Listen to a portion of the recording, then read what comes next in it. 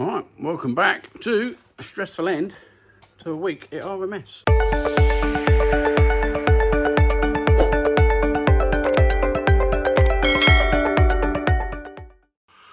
Right, what have we got in? So it's Thursday, we've got roof fault on this, gearbox fault on this one, cooling fans on this one, and when the customer drops it off this morning, it's why I live in that.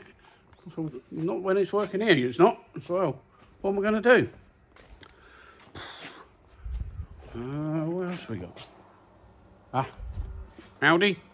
So you can't talk to that now. Yeah, didn't have any comms with this. Got an ABS light on, but it wasn't talking to anything with the generic scanner. So we're going to try VCDS, see what that's doing. ABS light on this. Cougar's still not running. I need to get back onto that. I've got a Laguna out there with a handbrake fault I need to fit the motor back onto. And I'll finish at 2 o'clock today to go and have Littler's assembly, which unfortunately that comes first. So yeah, let's see how many we can get through on these. Tomorrow I'm meant to be having a full day on the blue BMW we do some work on. If I can move that to next week, which I've asked the customer, I think we'll be all right. If I can't, we're screwed. Right, show you what we got. So the Audi TT, which we had in for the ABS fault down there, can't talk to anything on the whole car. The K line, which is old school communication line, not down the CAN bus lines, which goes to majority of modules, I think it goes to all of them, it's got dead short on it. So that goes through the whole car. So booked in for an ABS fault, and now it's turned into a major one. So we've had to get that one out. Had a Citroen in with an ABS fault, just a front sensor, but again, seized in, that's done. Got an emulator coming for the steering lock on this one, so that'll be here next week, and do that. So all we've got left really to look at is a gearbox fault on this. Going to fit the the handbrake module back on the Laguna this afternoon, and Citroen relay. Coming fans not working, coolant blower fans. The air conditioning bloke's been out, gassed it, see that his fans weren't working, they were disconnected. But one of them's faulty, low speed one is faulty, not working out at all. High speed one vibrates like a good one. So I think somebody's disconnected it to sort of mask the issue with it and just sold it to him. So it's great. So I'm going to go and do my assembly with Littler, and I might be back. So if not, I'll see you in the morning. Right guys, we're back in. I did pop back in yesterday afternoon, but just moved a few cars about. So we managed to get the Lagunas all done. Fit 500 just gone. Managed to clear out a fair few cars yesterday, so that one's good. But come in today, the car which I was hoping we could put off to next week, the fellow had driven back from Cyprus just to make sure we could do it. So we're on it. So we've come in early. We're going to be doing this BMW. I'm going to show you through that in a minute. But just as I was leaving yesterday to go to Littler's assembly, this turned up. Look at that. 1991, the garage bought that. This was actually bought by a garage I worked for just before I started RMS. I left there to start this. I polished that 20 odd years ago. Keeping it in his workshop is absolutely pristine. And yeah, it is a nice thing. So when they said they were going to be moving it on, I had to have it. I'll never use it, but it looks cool. You know, it's what people used to use. Apparently this was an add-on. So yeah, it's got all sorts of gubbins on there. It's still got the old dot matrix paper in the in there. So look at that. Should we turn it on? What do you reckon? Let's get a tripod out. Let's do it. If it blows up, you can watch it blow up and watch my reaction. Let's get that done. Right, let's get this in its own. I think it's going to sit over here, not in the way. Beautiful. Right, so let's get this in its own. Now I've answered the phone call. Yeah. You kidding me? Right, third time lucky, hopefully. The phone won't ring this time. So, should we plug her in? What's this?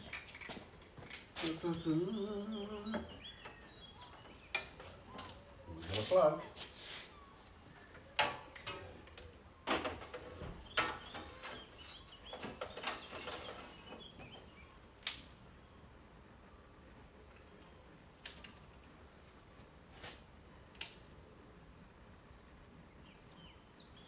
Now, whoa, we got noise. Woo! Look at that. I wish I knew what we done. Now, were these the type of things that did fix cars? Was this like what you used to call Krypton tune-up? Or, you know, well, I know it wasn't Krypton, but you know, you went in for a tune-up. Was this the sort of thing that worked, or was it the salesman telling you could fix anything with this old school scanner, like they tell you now? Buy this, you'll fix everything. You'll never have to think again. So yeah, if anyone knows what this was worth when it was sold to him by the salesman, 1991, he said. So yeah, if anyone knows how much they were worth, let me know. So, right, let's flick that off. But yeah, it's all just doing stuff, look. Don't know what. But yeah, now that, apart from having a little dust off, as clean as you like. Not worth a lot, but I wanted it because it's my old boss's one. So, right, let's go and show you my other ones. Just flick that off.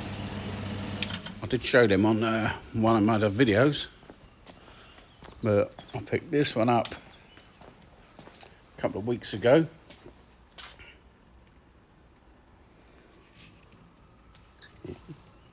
And I've had this one for quite a while. So, what is going on with this bleeding doodah? So yeah, this one I've had in for ages. So, yeah, that's a nice old thing. Yeah, getting a little bit of a collection going. Yeah, so, right, let's show you this BMW. Okay, this is the e28 we had in for about a month, a few weeks back. So, they'd fitted the engine in it, they had it running, but they'd left all the old ECU, all the old wiring in and stuff. So, last time we managed to strip all that out and then got it back to him, working in a fashion, made sure it was all running okay, you know, made sure he could do some tinkering bits before it come back in. So now this time we are gonna, this loom coming down, which is your battery cables and fan controls and stuff, and tidy all that up. We're gonna hopefully, instead of it coming through that hole, bring it up for the original sort of hole. Yeah, where this original loom comes up. If we can get it up through there, we'll make it look fairly original, and then just drop down the side here. Yeah, so hopefully we can do that. But also inside, he wants this tidied right up as well. So these are the type of jobs we was saying that we didn't want to take on. But this customer agrees. He's just going to keep going until he sort of thinks it's finished himself. So this is all the wiring. This is the fan. So yeah, where are we? This is the fan wiring and a fuel pump cut out. Because the way they wired it last time, you had to turn the fuel pump off to get it to restart. But he's driven it. He said it's all fine, so we can remove that now. So yeah, so we'll tidy all this lot up and try and get the fuel gauge working. No, temperature gauge working from the temperature sensor what's on the engine. Although they don't marry up, he's bought a little gizmo what will tweak it either way, turn it up or turn it down, and then yeah, we can adjust that. So we're going to try that, see if we can get that working. I'll say tidy all this lot up. The problem with jobs like this is, you know, if it was my car, I'd spend weeks doing this, and it would be weeks, you know, making sure it basically looked like factory. And the customers obviously aren't going to pay for that. So this fellow is paying a certain amount per day, and once he's up to, you know, 5, 6, 7 days worth of work on it, if he wants to say that's it done, you know, that's down to him. But it will never be up to the standard where I'd want it, because it wouldn't be worth doing. It's okay if you're doing it for yourself. You know, it's done such a good job on fitting this engine. I mean, it looks like it should have been there, you know. He's even moved the brake servo and brake master cylinder all down to the front here with a, you know, engineered part up behind there. And yeah, you know, it's a nice job, but electrics, they take a long time to get them looking spot on. You know, it seems like these taken out, they don't get used anymore, so take them all out, which is lovely, but you know, you can't just chop it off and stuff it behind the loom. So right, let's get into that. Actually, somebody did mention the other day about me doing some sort of time lapse on the sort of work we do, which when I'm doing fault finding, I can't really do, you know. So but this one, I might get a little time lapse of what we do sort of under the bonnet, and yeah, show you what we do. I don't know, we'll see how we go. Right, so I'm just about to set up a time lapse on this one on the tripod. So we've got our sort of service trolley, or our mobile trolley there. To show you what we got on that. So this was set up a little while ago, and this should have basic stuff which I need just to do this. You know, cutters, strippers, soldering irons, etc., meters. You know, most of my stuff's there. And I'm going to start down this end, strip all that wiring out, start running through it, so what we can do. You don't need that many tools, but having that there, nice car, podcast on, not many customers coming in today, is basically, I think, what I would want to do when I'm retired or want to slow down. I enjoy fault finding, I think it's great, but this sort of stuff is just hour after hour after hour, no stress, no phone calls, you know. Have your trolley, have your tools, sit down, crack on with it. Bit of music on or listen to something. Nice, relaxing works, not stressful, but it's not money making either. So not as quickly as we can do it for fault finding. So yeah, I'll set up a time lapse and yeah, see what you think about this.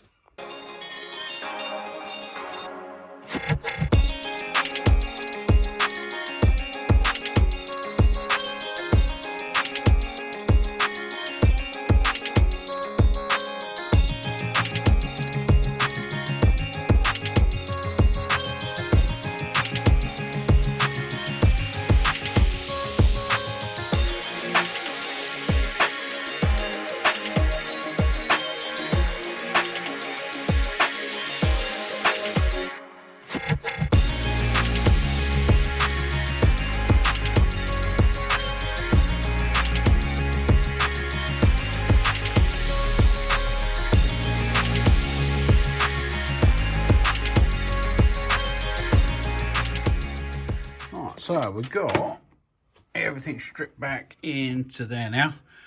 So all the wires that were coming down here, that was a cut off for the fuel pump. Like I said, we're going to try and run our main powers for the ECU down into here, down to the battery, so it looks fairly original. This is like starter motor wire, etc. I think engine side should come up under the casings and back through into that side. So yeah, we're going to try and make it look as neat as possible. So right, let's get that stripped and start running that through.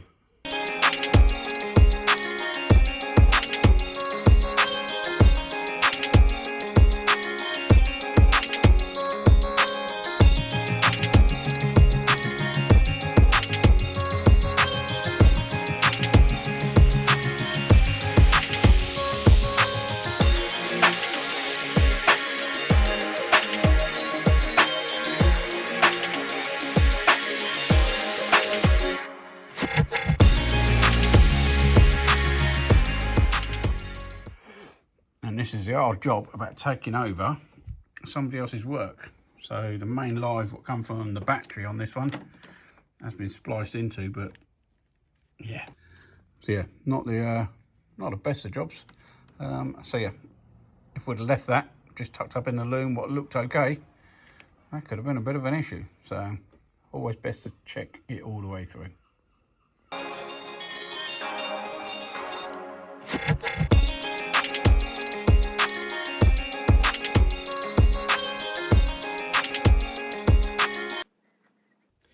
So, crimp or solder? Which way? Which way's right? Who knows? But let's make that a bit longer. I think there's a call for both, really. You know, if it needs to be crimped, do it. If it needs to be soldered, you know, if there's no issue, that's going to be sat. This is going to be sat inside that box. You know, it's going to be secure. It's not going to be floating about. It's not going to be rubbing against anything. So, should there really be any issue?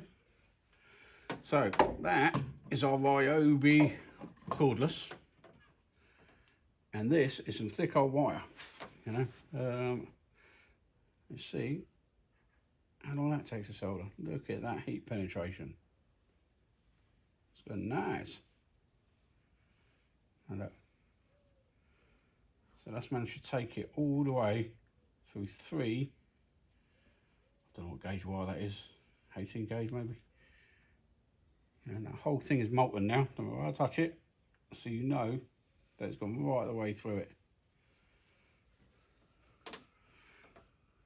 Now that is a good iron.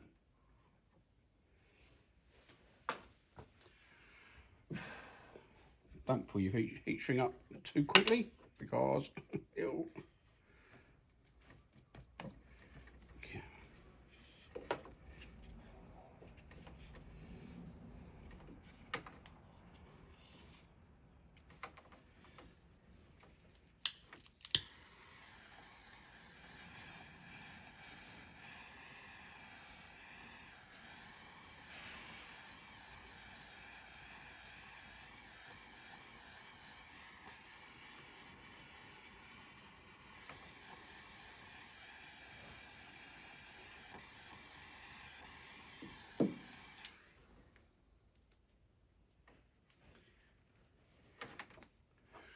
Now what one's better?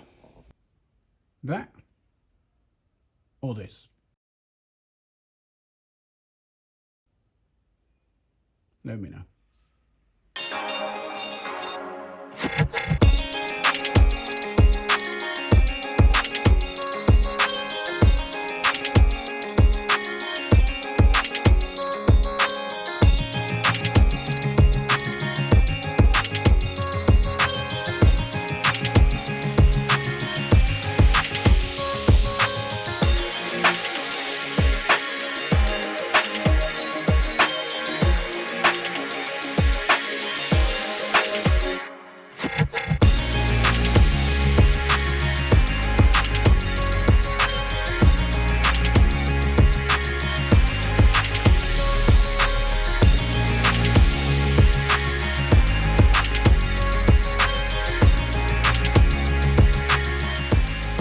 Well, there we go.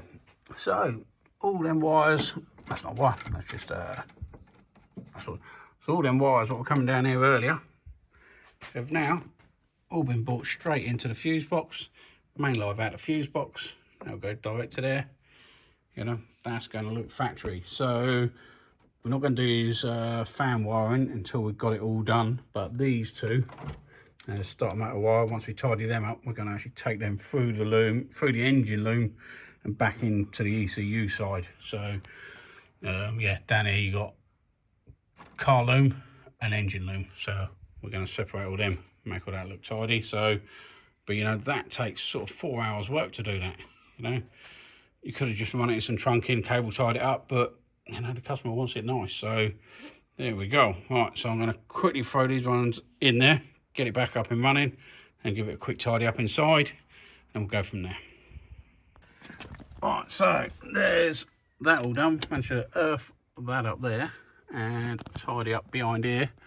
So all what's left to do now, we're going to put in this little gubbins for his his temperature sensor, and that should marry up with what's actually going on with the engine.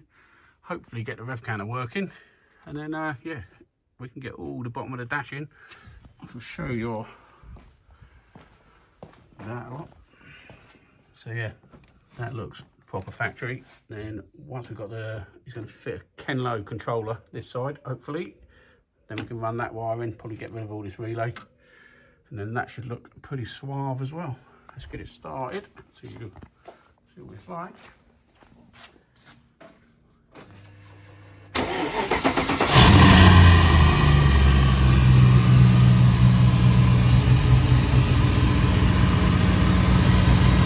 Very nice. Well, there we go. End of the week. It's all done. BMW's gone.